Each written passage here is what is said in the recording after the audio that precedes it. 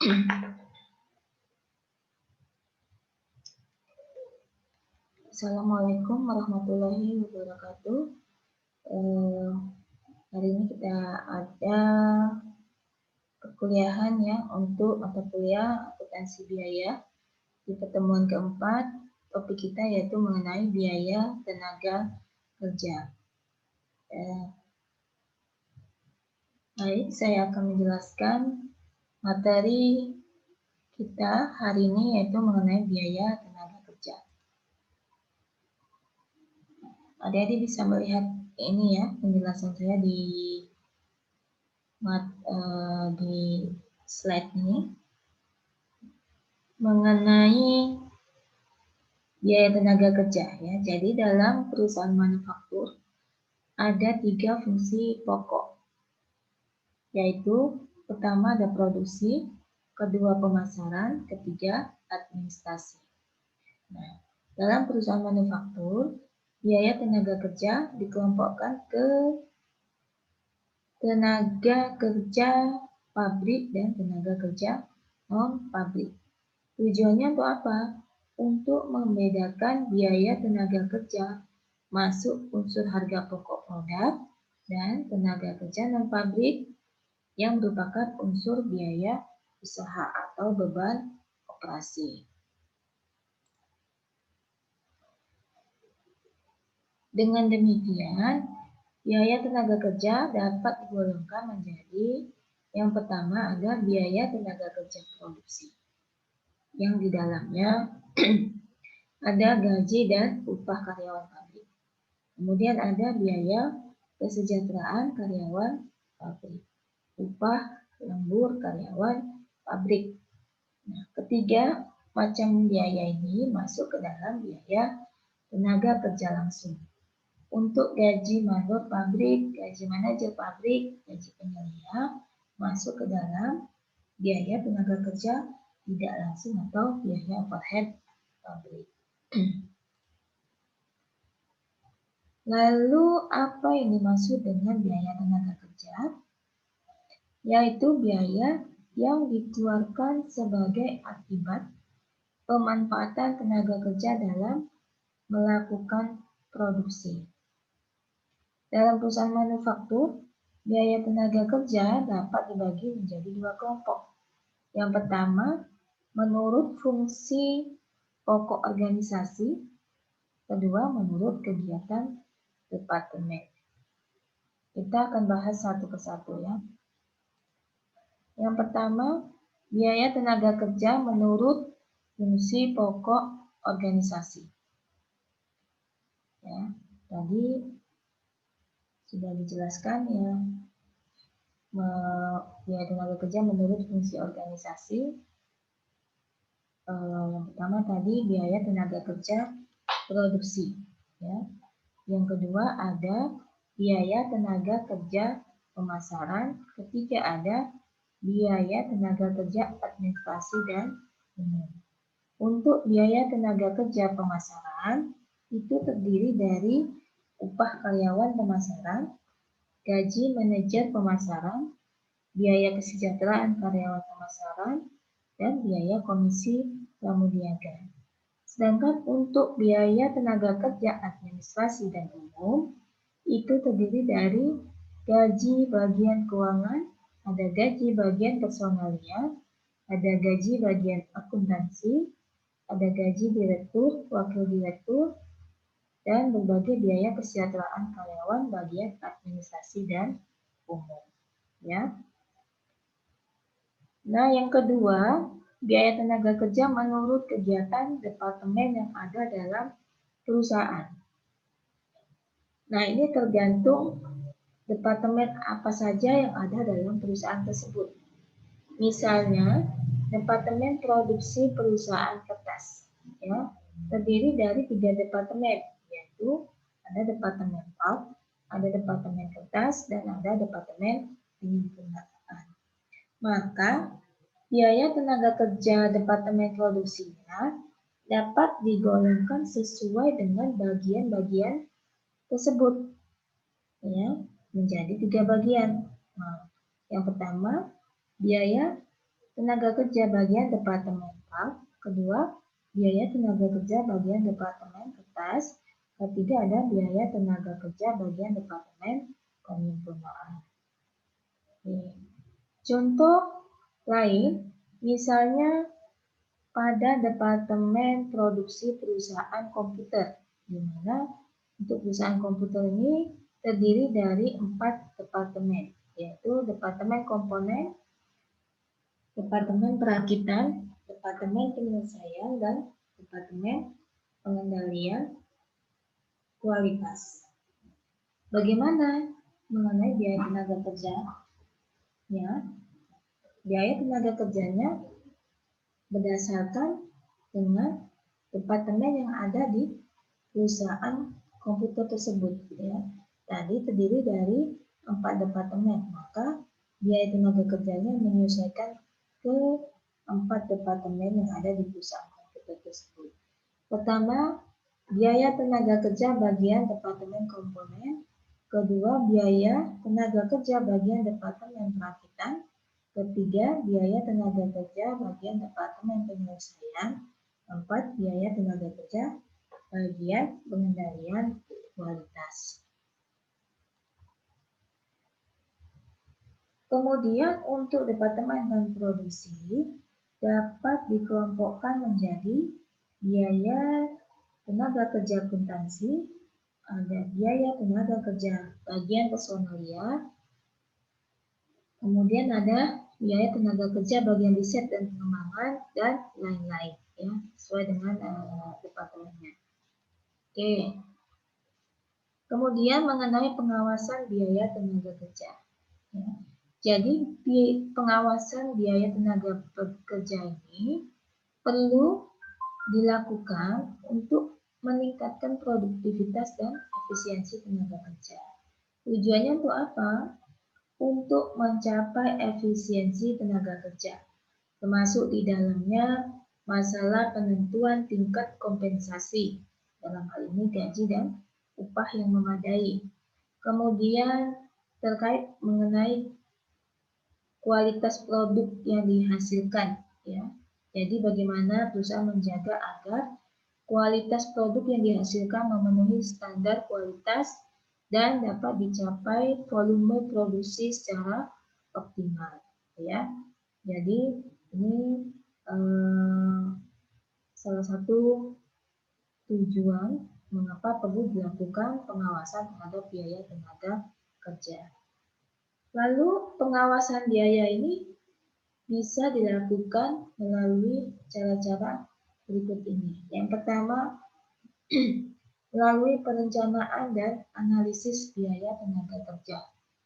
Kedua, melalui pembagian tugas fungsional di dalam organisasi. Kita lihat ya penjelasannya seperti itu. Perencanaan dan analisis biaya tenaga kerja. Jadi, anggaran biaya tenaga kerja itu disusun oleh bagian perencanaan produksi dan bagian akuntansi biaya. Ada 2 bagian di sini ya, mengenai anggaran biaya tenaga kerja tadi. Siapa yang menyusun? Perencanaan produksi, bagian perencanaan produksi, dan bagian akuntansi biaya. Tanpa perencanaan produksi yang tepat mengakibatkan pencatatan dan analisis yang dilakukan oleh bagian akuntansi biaya tidak dapat memperoleh gambaran yang akurat dan benar. Sebaliknya, tanpa adanya sistem akuntansi biaya yang baik, perencanaan produksi tidak dapat dipakai manajemen untuk menilai efektivitas dan efisiensi biaya tenaga kerja. Ya. Jadi, 2 bagian ini saling terkait, ya, saling terhubung. Tidak bisa satu saja yang baik, tidak bisa perencanaan produksi saja yang baik, begitu juga tidak bisa bagian akuntansi biaya saja yang baik. Dua-dua harus bekerja sama melakukan yang terbaik, gitu ya, agar bisa menghasilkan anggaran biaya tenaga kerja yang maksimal. Oke. Perencanaan produksi tadi meliputi beberapa kegiatan, ya. Yang pertama ada namanya pengembangan produk atau product engineering.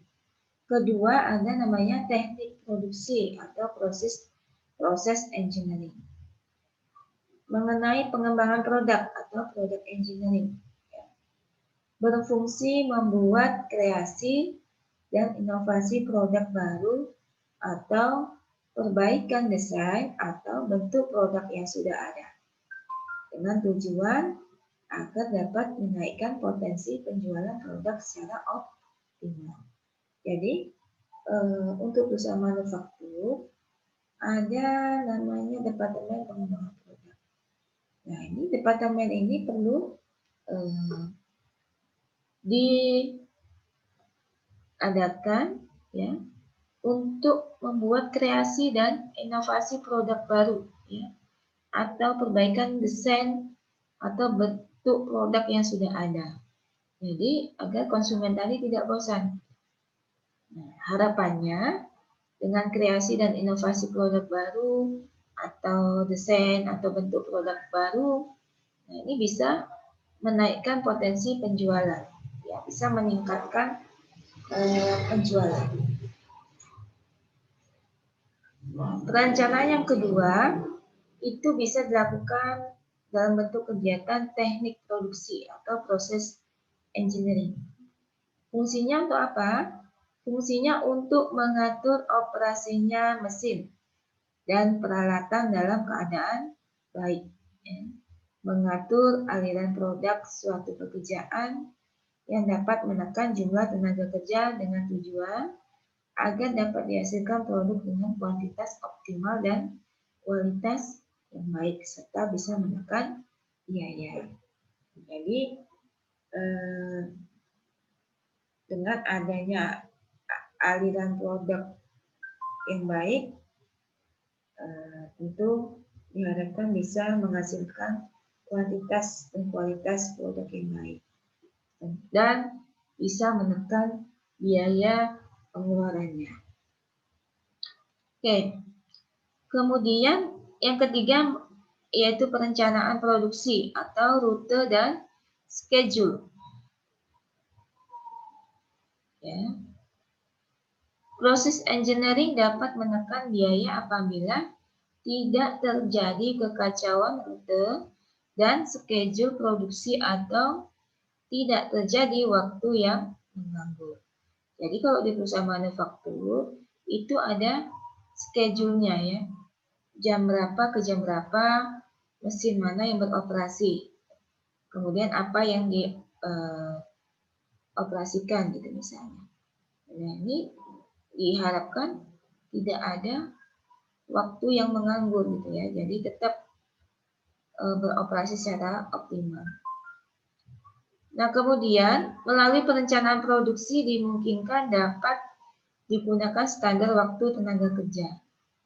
Atas dasar standar waktu tenaga kerja tersebut dan standar upah tenaga kerja yang dibuat bagian personalia dengan bagian akuntansi biaya, maka dapat disusun namanya perencanaan atau anggaran biaya tenaga kerja, ya.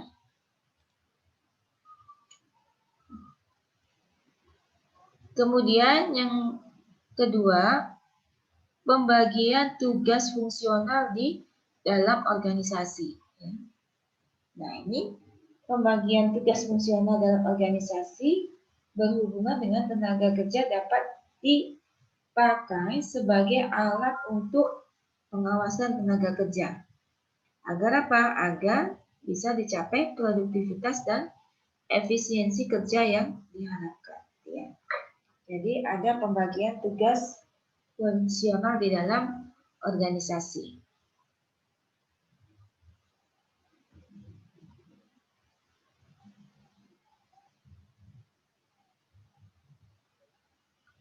Slide selanjutnya, skema mengenai bagian-bagian yang berhubungan dengan tenaga kerja. Ya. Jadi bagian-bagian yang berhubungan tenaga kerja ada bagian personalia, kemudian membawahi bagian kesehatan, kemudian ada bagian perencanaan, kemudian ada bagian produksi. Bagian produksi nanti membawahi bagian pencatatan waktu kerja, kemudian ada bagian upah dan gaji, kemudian ada bagian akuntansi biaya. Nah, masing-masing bagian di sini akan kita jelaskan ya, satu persatu. Baik, kita lanjutkan untuk bagian personalia. Ya. Bagian personalia ini menyediakan tenaga kerja yang memenuhi kualifikasi sesuai dengan permintaan bagian lain yang memerlukan tenaga kerja. Lalu apa tugas bagian personalia ini? Ya. Adapun tugas bagian personalia ini meliputi 6 bagian umumnya ya. Yang pertama, employment. Employment di sini meliputi pencarian, interview dan seleksi, pengangkatan, penempatan, promosi, mutasi, pemberhentian, penentuan tarif dan gaji, dan lain-lain. Ya. Jadi tahap awal pencarian. Ya. Misalnya bagian lain, departemen lain membutuhkan tenaga kerja di posisi tertentu. Bagian personalia akan membuat lowongan pekerjaan ya, bisa di-share melalui media cetak atau media sosial, kemudian dengan kualifikasi tertentu yang dicantumkan. Kemudian setelah ada pelamar, dilakukan interview, dan setelah diperoleh kandidat, maka selanjutnya seleksi pengangkatan. Setelah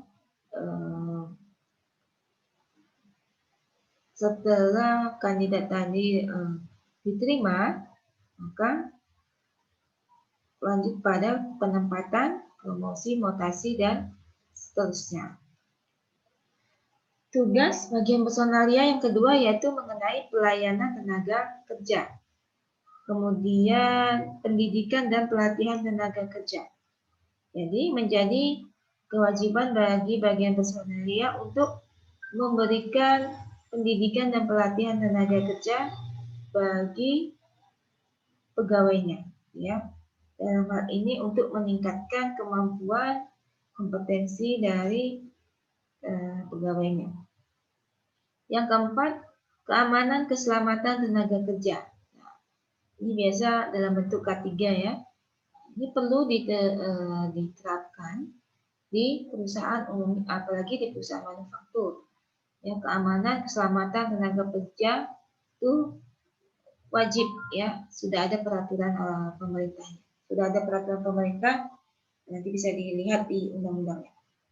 Kemudian kesejahteraan karyawan dan pegawai. Dalam hal ini pemberian reward dan punishment. Bagaimana reward yang diberikan kepada karyawan yang berprestasi, ya. Reward apa yang akan diberikan? Kemudian prestasi kerja yang bagaimana? Untuk punishment bagi karyawan yang tidak taat pada aturan, misalnya melanggar peraturan yang sudah ditetapkan.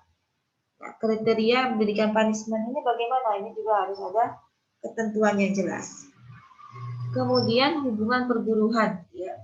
Jadi buruh karyawan tadi bagaimana hubungannya dengan pihak pemilik ya perusahaan dan stakeholder lainnya. Kemudian bagian yang lain yaitu bagian kesehatan. Ya. Bagian kesehatan berfungsi untuk menyehatkan semua tenaga kerja sehingga dapat bekerja lebih produktif dan efektif. Tugasnya apa? Tugas bagian kesehatan itu meliputi pemeriksaan kesehatan karyawan, yang kedua menyelenggarakan pengobatan, ketiga pemeliharaan dan peningkatan kesehatan. Ya. Nah, ini untuk perusahaan besar biasanya ada ya bagian kesehatannya. Jadi memang disediakan. Kemudian ada bagian penelitian gerak dan waktu. Bagian penelitian berfungsi untuk menentukan metode kerja yang dapat meningkatkan produktivitas dan efisiensi. Tugasnya apa saja? Meliputi yang pertama, penelitian metode kerja, kedua, menetapkan standar produksi, termasuk di dalamnya kualitas produk, kemudian menetapkan gaji dan upah per satuan. Ya. Selanjutnya ada bagian perencanaan produksi. Nah, bagian perencanaan produksi berfungsi untuk menyusun perencanaan produksi yang dapat meningkatkan produktivitas dan efisiensi kerja. Ya. Tugasnya bagian perencanaan produksi ini yaitu menyusun schedule kerja. Yang kedua, mengeluarkan perintah kerja bagi bagian produksi. Kemudian ada mengeluarkan bon permintaan bahan baku serta daftar bahan untuk meminta ke bagian gudang. Kemudian mengeluarkan kartu jam kerja karyawan. Kemudian ada memeriksa penyebab kelambatan dan kemacetan kerja. Ya, ini bagian perencanaan produksi. Kemudian selanjutnya ada bagian produksi. Bagian produksi berfungsi untuk melaksanakan aktivitas produksi sesuai dengan schedule atau rencana produksi yang telah ditentukan dengan cara yang efektif dan efisien. Tugasnya meliputi yang pertama yaitu membagi pekerja ke departemen atau pekerjaan untuk melaksanakan kegiatan produksi. Ya. Jadi karyawan-karyawan yang ada tadi kita bagi sesuai departemen yang dibutuhkan, ya, atau pekerjaan yang harus dikerjakan, ya, dalam pelaksanaan kegiatan produksi tadi. Yang kedua, bertanggung jawab atas pengisian waktu hadir pekerja. Ketiga, mengisi jam kerja setiap karyawan. Ya, jadi memantau semua karyawan. Kemudian ada bagian pencatatan waktu kerja. Bagian pencatatan waktu kerja ya, berfungsi untuk menjamin ketelitian pencatatan jam kerja yang telah dilaksanakan oleh setiap karyawan sebagai dasar penentuan besarnya biaya tenaga kerja. Tugasnya apa saja? Yang pertama ada pengawasan kartu presensi karyawan. Yang kedua, pengawasan kartu jam kerja karyawan. Yang ketiga, pengawasan kerja di pabrik.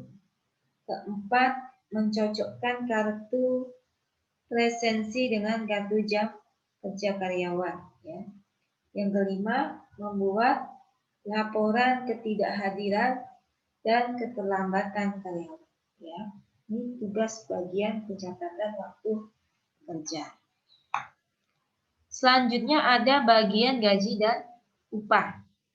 Fungsinya apa? Untuk menghitung, membayar, dan mendistribusikan biaya tenaga kerja. Tugasnya diantaranya yaitu menghitung besarnya gaji dan upah setiap karyawan. Kedua, menghitung beban potongan dan zakat, ya, infak minimal 2,5% atas gaji dan upah tadi. Yang ketiga, membuat amplop gaji dan menerima uang kas dari kasir untuk dibayarkan kepada setiap karyawan. Kemudian yang keempat, menyelenggarakan pencatatan penghasilan karyawan. Kelima, membuat distribusi biaya tenaga kerja. Itu ya. Kemudian ada bagian akuntansi biaya. Nah, tugas dari bagian akuntansi biaya ini diantaranya yaitu pertama, menyelenggarakan pencatatan biaya tenaga kerja atas dasar distribusi biaya tenaga kerja, dan jam kerja karyawan untuk penyusunan laporan harga pokok produksi atau harga pokok pesanan. Kedua, memasukkan unsur biaya tenaga kerja pabrik tidak langsung ke biaya overhead pabrik masing-masing departemen. Ketiga, membuat ayat jurnal. Keempat, membuat laporan dan analisis biaya. Itu ya. Itu penjelasan dari skema tadi mengenai tenaga kerja gitu ya. Jadi kita sudah jelaskan apa fungsi dan tugasnya masing-masing dari departemennya. Kemudian penentuan besarnya biaya tenaga kerja. Nah, untuk perusahaan kecil dan menengah, balas jasa yang diberikan perusahaan kepada karyawan itu menggunakan sistem penggajian dengan jumlah tetap per bulan dan upah atas dasar hari kerja per jam kerja. Ya. Sedangkan untuk perusahaan besar, sistem penggajian itu didasarkan pada yang pertama bisa melalui berdasarkan kontrak perjanjian kerja dengan organisasi karyawan. Yang kedua bisa berdasarkan penelitian atas produktivitas. Ketiga bisa berdasarkan evaluasi jabatan atau pekerjaan. Keempat bisa berdasarkan program insentif, program jaminan, upah minimal dan lain-lain. Ya, jadi banyak pilihannya. Ya. Tapi kalau di perusahaan kecil menengah itu umumnya biasanya gaji tetap per bulan atau harian gitu ya, berdasarkan hari kerja atau jam kerjanya. Kemudian untuk program gaji dan program insentif ya. Program insentif ini bertujuan untuk meningkatkan produktivitas karyawan dan secara tidak langsung akan meningkatkan penghasilan karyawan ya. Nah, ada beberapa cara pemberian insentif. Yang pertama, insentif berdasarkan satuan hasil. Itu nanti berdasarkan pendekatannya bisa insentif satuan dengan jam minimum, kemudian bisa sistem Taylor. Yang kedua, insentif berdasarkan atas jam kerja. Ya, ini pendekatannya bisa berdasarkan premi sistem Halsey dan premi sistem Cowan. Ya, kita lihat satu-satu ya. Insentif satuan dengan jam minimum. Jadi, pada sistem ini, apabila karyawan dalam standar waktu yang sudah ditentukan dapat menghasilkan jumlah satuan keluaran atau output yang melebihi standar jumlah produk yang dihasilkan, maka karyawan akan memperoleh upah tambahan sebesar jumlah kelebihan output di atas standar dikalikan tarif upah per satuan. Kita lihat contoh di ini ya, Word-nya. Belum saya share ya.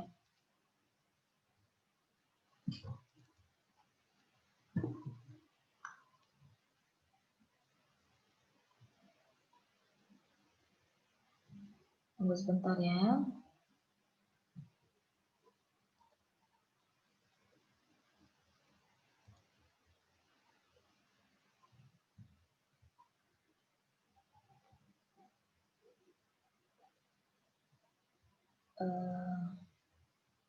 Baik, saya fokus dulu ke ini.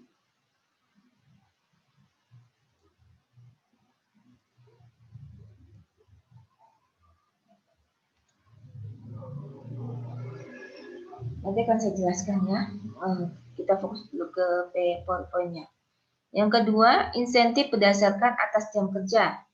Ya, jadi yang pertama menurut premi sistem Halsey, yaitu rumusnya G sama dengan T dikali CS ditambah setengah CH. Keterangannya, G adalah gaji dan upah, T adalah tarif upah per jam, CS adalah jam sesungguhnya, CH adalah jam hemat ya. Ini diperoleh dengan mengurangkan JST dikurangi JS. JST adalah jam standar. JS tadi jam sesungguhnya. Contoh untuk premi sistem Halsey. Berdasarkan standar waktu yang dibutuhkan, satu unit produk diselesaikan dalam waktu 2 menit. Tarif upah per jam 3.500. Jam standar bekerja adalah 8 jam. Karyawan telah menyelesaikan 240 unit dengan waktu 6 jam. Maka besarnya gaji dan upah karyawan tersebut adalah G sama dengan, kita masukkan rumusnya ya, T dikali JS ditambah setengah CH. G sama dengan gaji tadi ya, 3.500 buka kurung 6 ditambah setengah dalam kurung 8 dikurangi 6. Ketemu gajinya yaitu Rp24.500 ya. Ini contoh premi sistem Halsey. Kemudian contoh premi sistem Rowan. Berdasarkan standar waktu yang dibutuhkan, satu unit produk diselesaikan dalam waktu 2 menit. Tarif upah per jam 3.500. Jam standar bekerja adalah 8 jam. Karyawan telah menyelesaikan 240 unit dengan waktu 6 jam. Maka besarnya gaji dan upah karyawan tersebut adalah G sama dengan rumusnya dalam kurung 1 ditambah 2 per 8 dikali 6 kali 3.500 sama dengan 1,25 kali 21.000 ketemu 26.253. Maka dapat kesimpulan rata-rata per jam yang diterima karyawan adalah 26.250 dibagi 6 ketemu Rp4.375.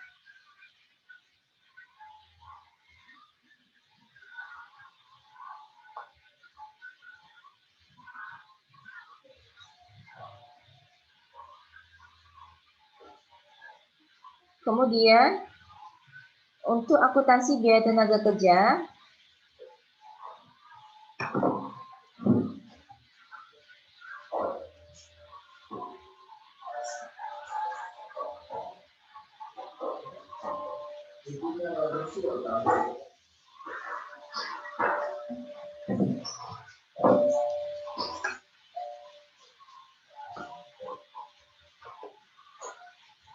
kemudian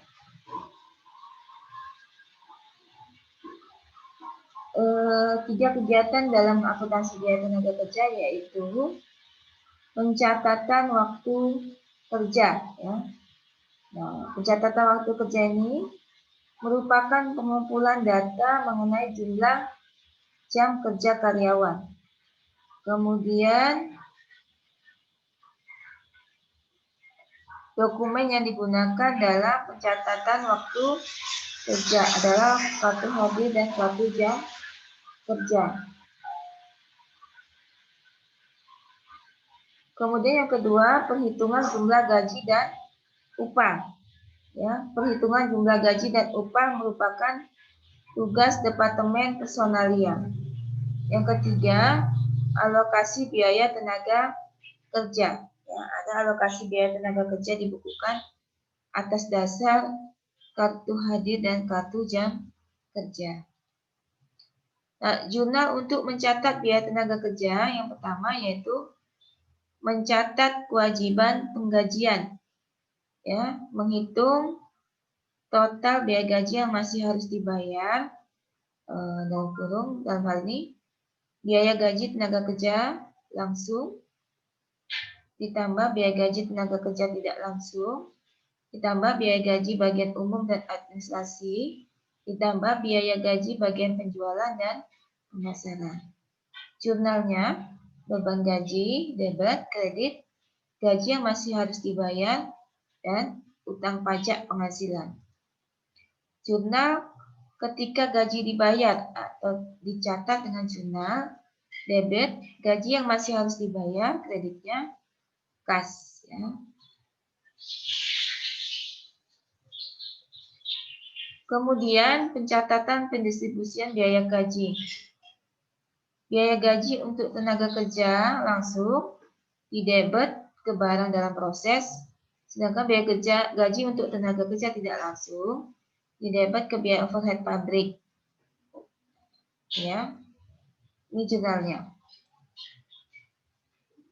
Contoh, berdasarkan penghitungan yang telah dilakukan per tanggal 25 Mei 2015, diketahui total beban gaji yang harus dibayar pada tanggal 1 Juni 2015 sebesar 9 juta rupiah. Dengan tarif PPh 21 sebesar 5%.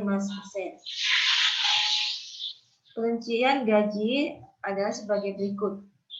Ya, untuk tenaga kerja langsung 5 juta, untuk tenaga kerja tidak langsung 1 juta, untuk bagian penjualan dan pemasaran 2 juta, untuk bagian umum dan administrasi sebesar 1 juta.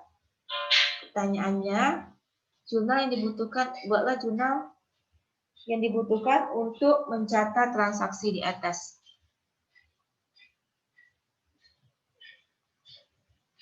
Ya, yang pertama, jurnal untuk mencatat kewajiban penggajian, beban gaji 9 juta, kreditnya gaji yang harus masih dibayar 8.550.000, kredit utang pajak penghasilan 450.000. Yang kedua, jurnal untuk mencatat pembayaran, debit gaji yang masih harus dibayar 8.550.000, kasnya 8.550.000. Jurnal untuk mencatat pembayaran pajak ke kas negara, utang pajak penghasilan, debit kredit kas sebesar 450.000. Nah, jurnal mencatat pendistribusian biaya ini ya. Nah, ini untuk latihan sama dari soal ya, silahkan dikerjakan nanti. Oke, saya kira sampai di sini penjelasan materi kita mengenai biaya tenaga kerja. Mohon dikerjakan latihannya ya, dikumpul minggu depan di jam yang sama. Sampai di sini saya akhiri. Assalamualaikum warahmatullahi wabarakatuh.